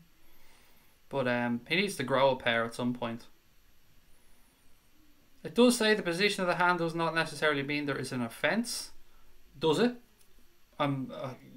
Please do let me know, mate, where I can look this up if it does say it, because I'd love to read it just so I can get a better interpretation myself.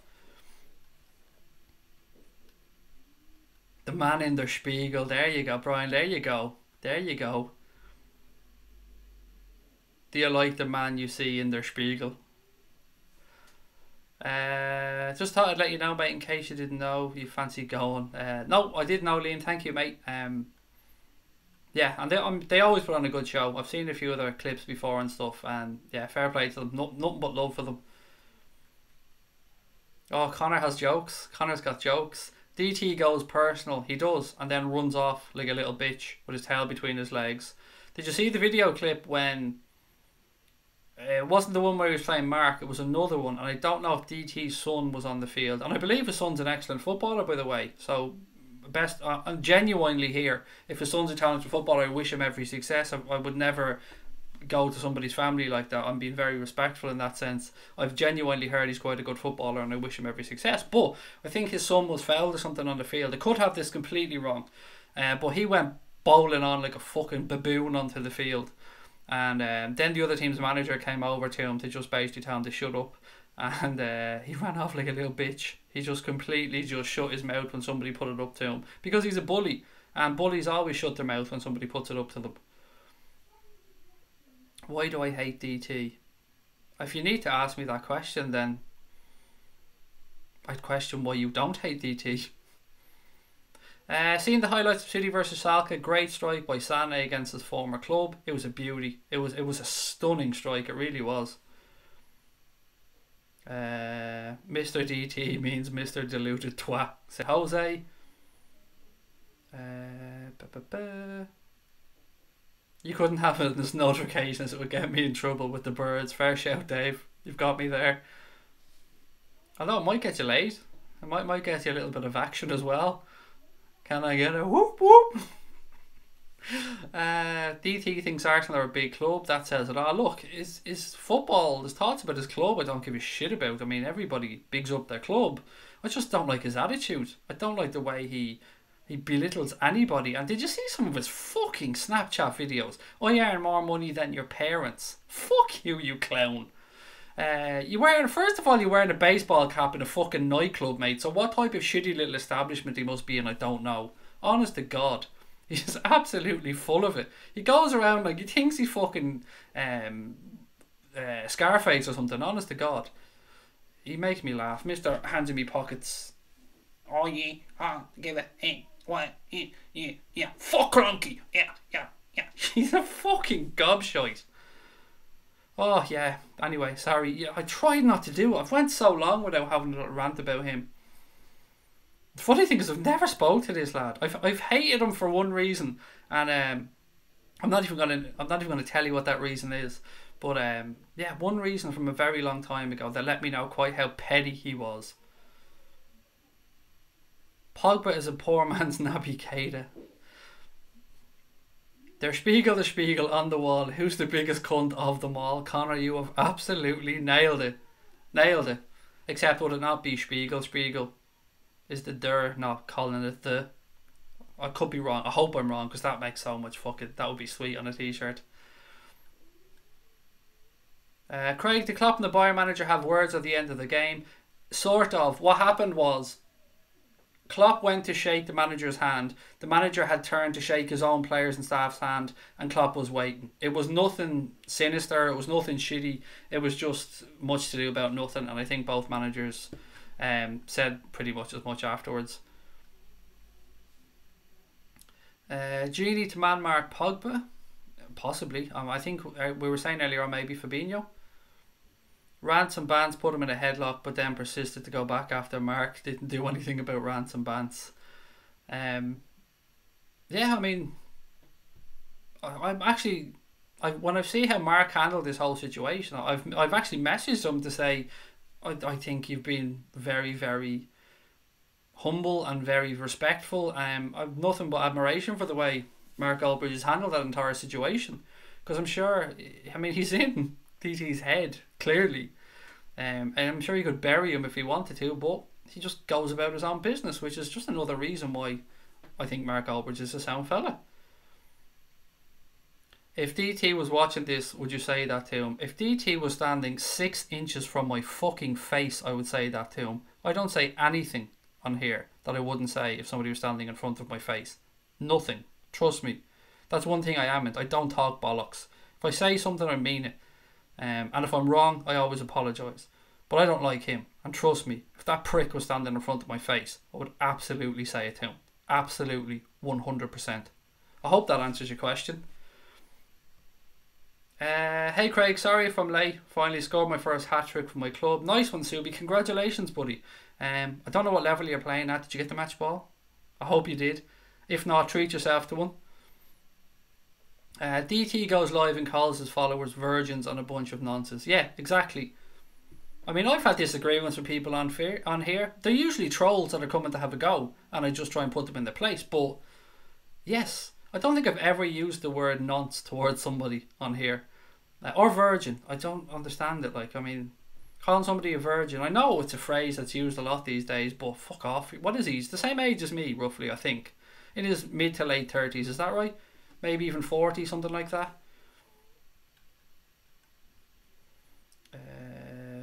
Roses are red, violets are blue. DT's breath smells of blue. Oh, God almighty.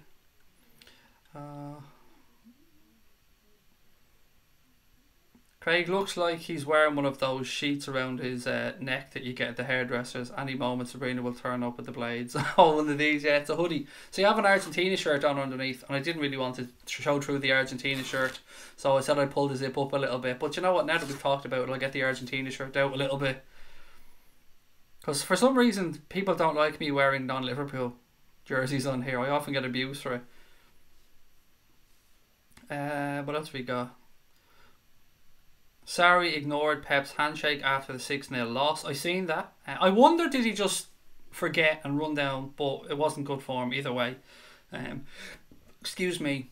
I could see Pep went over to shake his hand, and yeah, you're right. Sarri went straight down the tunnel. Who's better, Ings or Origi? Do you know, I'd rather have Danny Ings personally. If he was fit, I'd rather have Danny Ings. But Jennifer, who would you prefer, mate? Who do you think is better out of the two? Mark gave DT a kick in the balls in that match. Nice. Mark Goldbridge is a former detective, apparently so. And from what I can gather, he said that on True Geordie's stream, I believe. I watched some of that. I seen the clip where he was speaking about not being able to use his real name because of his previous employment. And I don't think I'm speaking out of turn here because, you know, he said it himself on the stream. Yeah, I think he said his name was Brent the Caesar or something like that. But look, as I said at the time when somebody said this to me, I could understand why anybody, and I know he had to do it because of his employment or his former employment, but I can understand how anybody would use a show name, a stage name. I don't want to call it a fake name because I think that's a bit disparaging towards somebody to use it, but you give so. I know from doing this, and I'm only doing this Wednesday. He's been doing it for years and at a much higher level with much more subscribers, much more eyes on him. You give a lot of yourself when you're doing these streams. You share things you probably shouldn't share. You do things you probably shouldn't do, and you say things you probably shouldn't say. Well, more so in my case. I mean, he's a lot more composed than I am, but for anybody that uses a stage name, I can understand it. There's nothing. He switches on that camera and he's Mark Goldbridge and he does what Mark Goldbridge does, and he switches that camera off and he goes about his life and he has his family life and he does whatever else he does. But while he's on there in front of that camera, you get your money's worth. You get what you expect to see when you watch him. You get his insight, you get his funny moments. And I've never begrudged anyone a personal life because you know what, it's a lot to give as much as you do on here at times. And when you're at a high level of it, like he is, like the Red Men are, like the Anfield Rap are, and all those other people that are very high level in this, you deserve that bit of privacy maybe at times. Sam said, Craig, if you back DT, I'll back you and knock the shit out of him. Somebody said to me one day, DT knocked the shit out of you, and honestly, I'm not a hard man, and I really haven't. I promise you that. I don't start trouble. I never look for trouble. It's not in my nature one bit. But I can spot a pissant and a bully a mile away because I've grown up with them. I was bullied at one point as a child. I think I've mentioned this before. So I'm well aware how to spot somebody that's full of shit. And often at times those that have fuck all to say speak the loudest. Hey, where we were. Why would you say anything to DT? He's clearly a wet flannel. Don't be afraid of the loud ones. If it's the quiet ones. Exactly, Jose. That's just what I was about to say, mate. It's always the quiet ones you have to worry about. My dad said that to me before. A piece of advice he gave to me, he said, if someone's standing in front of you telling you what they're going to do to you, they're going to do fucking nothing. It's the fella that says nothing that just comes up and smashes your bottle over your head that you've got to worry about.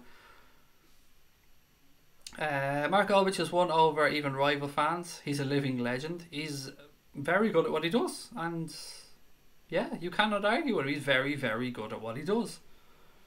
He's very media savvy. He's very witty. There's a lot of good things about Mark Goldbridge, and as I said, I've no hate. I wouldn't begrudge anybody any of their success, except Arsenal Fan TV, because I don't like that channel. I don't like what it stands for. I don't like what it portrays their own fans as. But that's just my own opinion, and I've never spoken badly about anybody else from that channel, except double initial. I support United, but probably Ings because he seems to score more goals, said Jennifer. Craig, make up a fake name for yourself. God, what would I call myself? I don't know. I'm not clever enough to come up with something that quickly. I don't know. Leave it with me. I'll have a fake name for you by the time we do the next stream. I hope DT joins the stream out of nowhere. Imagine the hate he'd get in here. Ha ha ha. Again, he'd be behind the keyboard, so it would be easy for him to give it the big one. What else we got? Somebody said Jack Whitehall introduced Sturridge onto stage to the Brits by saying, "Please welcome Premier League runner-up and waiting." Oh, that's funny though, to be fair. Craig, new name, Leo from Fair City. Where's me guitar? Leo is the worst actor I've ever seen on television. He's so bad. What else we got? I hope we beat Man United the weekend so I can finally drop my Jurgen Klopp song. I'm ready to go for over a week now. Nice, Kev. Nice. Feel free to give us a sneak preview. Jack Whitehall is a dickhead. I don't know why I don't like him. Sometimes there are just people we just can't take to. I find Jack Whitehall very funny personally. But yeah, there are just sometimes people we can't take to. Brian Morris, he said, AFTV gave fan channels a bad name. That's why I avoided them at the start. That's my problem with the channel. It's not the people on the channel. I've no problem except for one person. I've no problem with the people on the channel. None at all. But if you're a fan channel, which I'd consider myself a fan channel, a very low level fan channel, but a fan channel nonetheless, and I want to make our fans look good. I want to make our club look good. I want to represent our club well. I want the people in our chat to speak well and represent our club, while always giving their honest opinions. But I don't want to sensationalise shit. I don't want to get people on to just get clicks. I don't want to get people on to scream abuse about the manager or the owners or the players. None of that type of shit. And if you're supposed to love a club, you're supposed to love the fans as part of the club. Because they're your people. They're the people that you go to games with. In their case, they go to all of them. They're the people that you have highs and lows with, that you celebrate with. And I just don't agree with making money off the back of them being fucking angry and trying to put out shit that makes them look silly. That's just a personal thing. Have I watched it? Yes, I've watched it. I've sometimes watched the meltdowns and I found it amusing. But it's okay for me to point and laugh at Arsenal fans because I'm not an Arsenal fan. Yeah, I find their channel is probably aimed more at non-Arsenal fans than Arsenal fans.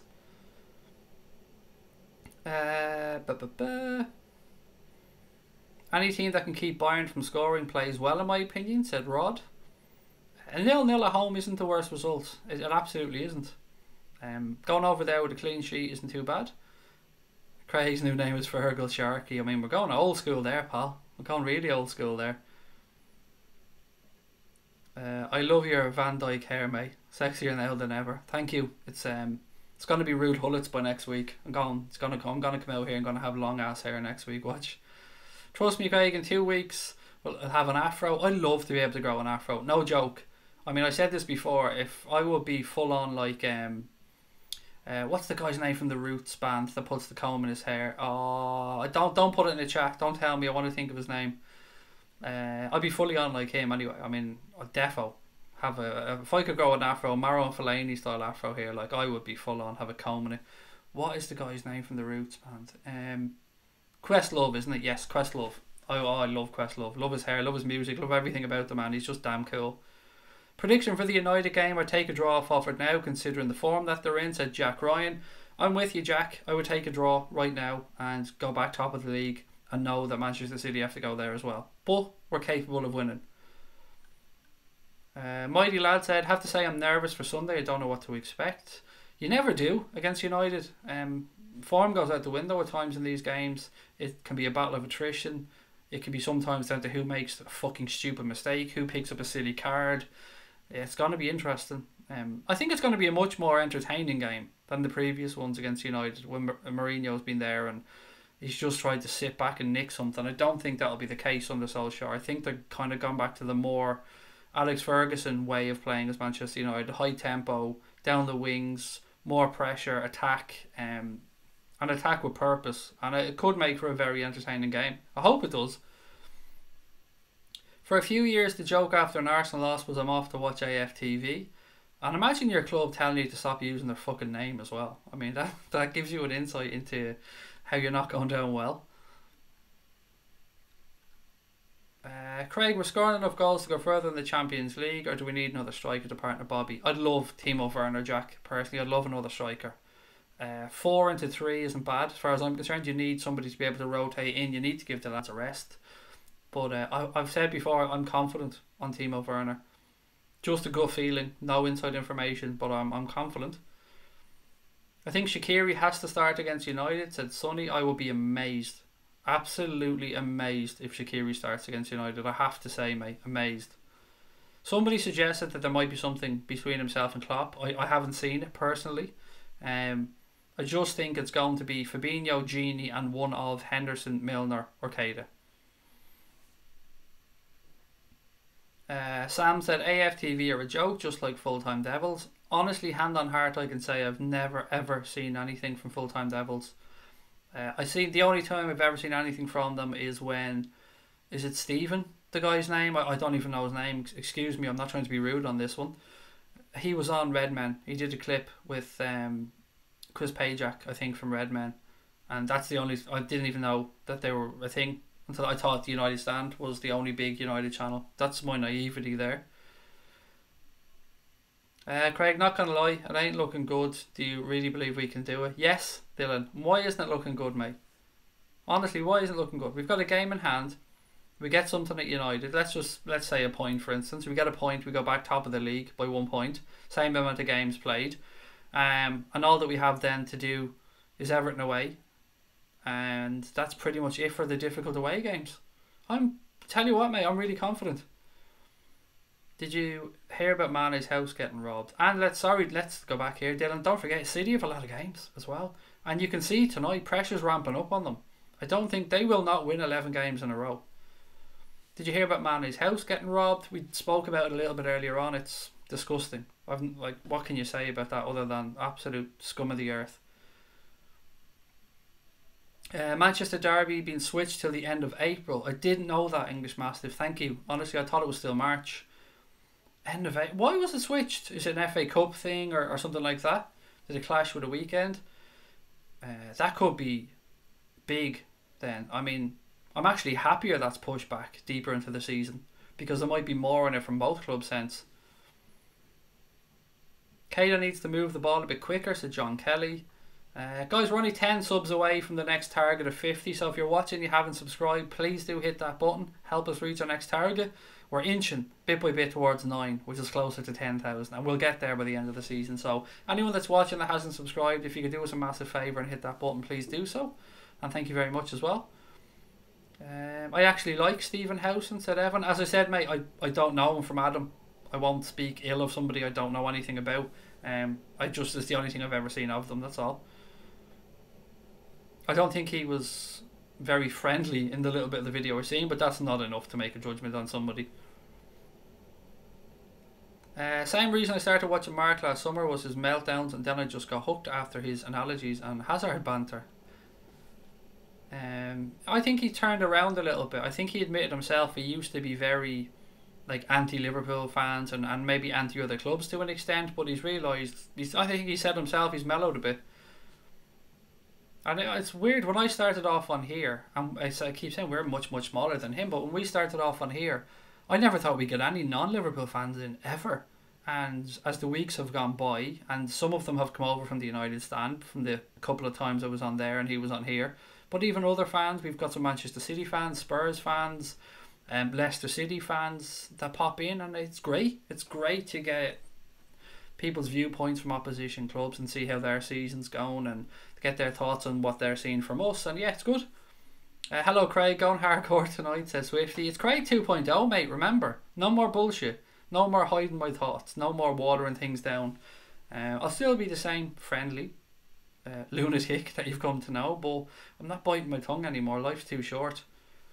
Craig, I think it'll be close on Sunday, but I don't think our midfield is good enough. Our midfield is... I'm really happy about our midfield, mate. I think we've got a really good midfield. Could it be better? Maybe a bit, but look at United's midfield. Pogba, Matic, Herrera. Pogba aside, it's not the greatest of midfields by any stretch of the imagination. It's not terrible. I'm not trying to say they're shite, but I think our midfield's every bit as capable. Breaking news. Oh yeah, I'm not reading that. That's even over the top even for me. City only got Spurs home and United away's hardest games. Same as us. That's it, mate. We've got very similar fixtures. That's what I'm getting at here. And the advantage is with us. If we take anything from United, we've played the same amount of games. We're ahead. And they've still got to go away to United. So I think if we get something on Sunday, it's advantage Liverpool. What's your opinion on the club captaincy? There's a big shout for VVD as captain, but I think Hender does a great job. I agree. I think Jordan Henderson does a fantastic job as club captain. And as I've said before, being club captain at a club like United, Liverpool, Arsenal, Inter Milan, any biggish club, it goes a lot deeper than just putting an armband on and walking onto the field. You've got charity stuff to do. You've got corporate events to do. You've got to deal with sponsors. You've got to deal with community events. You've got to do a shit ton of interviews as well, and there's a lot that goes with that, and a lot of stuff we don't see. And I think Jordan Henderson represents the club extremely well. I think he's done a great job as Liverpool captain, and I'm very happy with him being club captain. If he's not on the field, by all means, give it to Van Dijk. No problem with that whatsoever.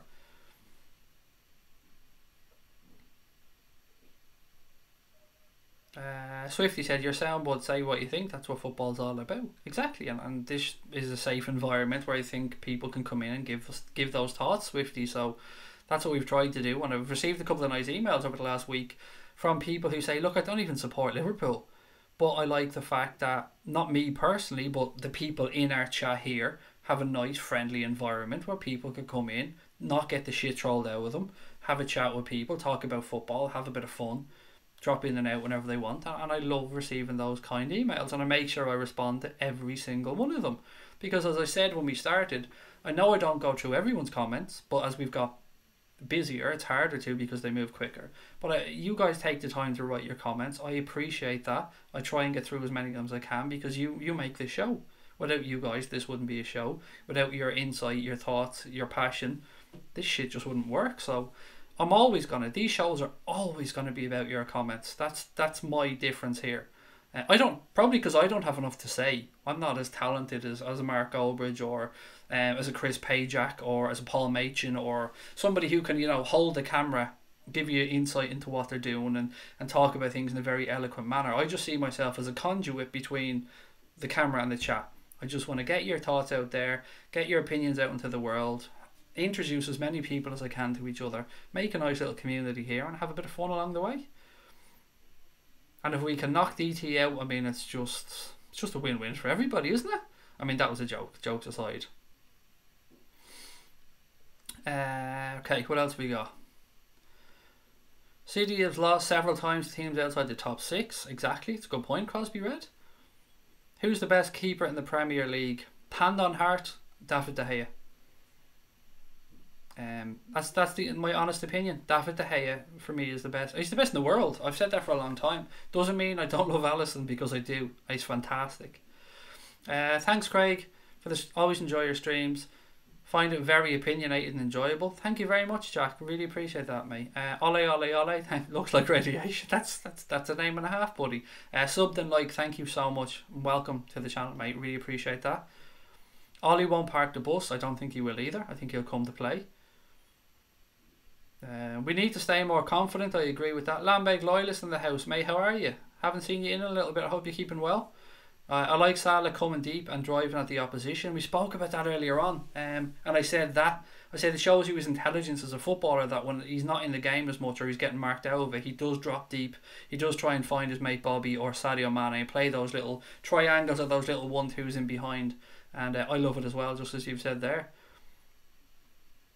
Did you see Mark Stamford Bridge vlog? I did. I only actually watched it today, Evan.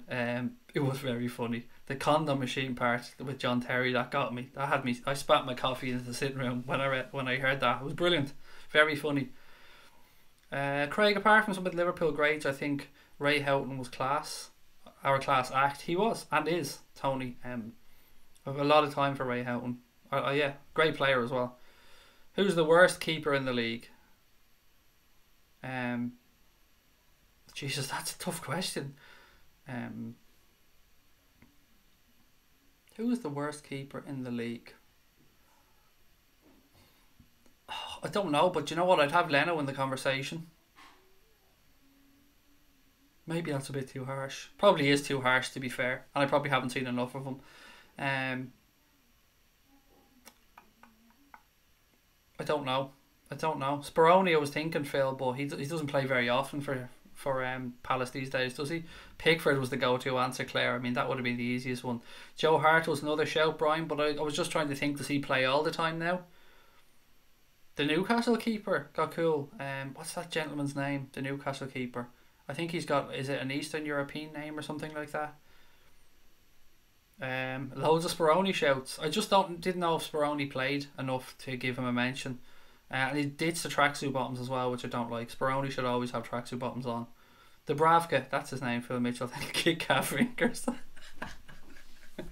Oh, that's an absolute belter. An absolute belter. Kick our fingers. Lossell is a Tom Boland show.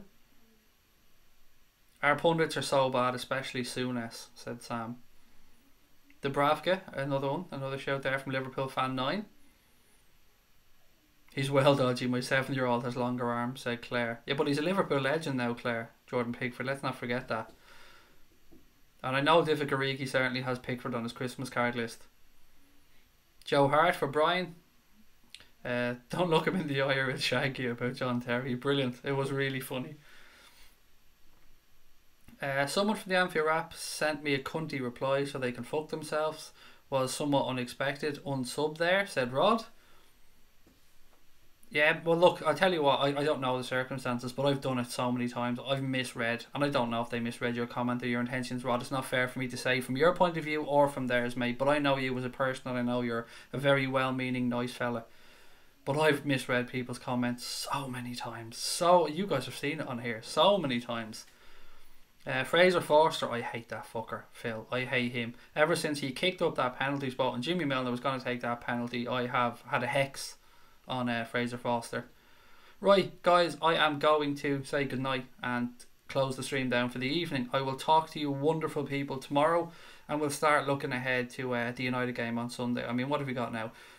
Wednesday, Thursday, Friday, Saturday. 4 more sleeps, is it? 4 more sleeps so we get to go play United at Old Trafford in one of our favourite games of the season. You've got to look forward to the games against United. You look out for them when the fixtures get released, and I can't wait. I'll be on the United stand tomorrow night at about 8 o'clock talking to Mark for a preview. I hope you can tune in and watch that one. And as I said, Mark will come on here on Monday night then and do a review of the game. But look, thank you so much to everybody who dropped into us tonight, whether you're a Liverpool fan or not. Appreciate the shit out of you. Thank you to everyone that subscribed. Much love. And as I say always, look after your loved ones. Look after your family. Tell your loved ones you love them. And up the motherfucking Reds.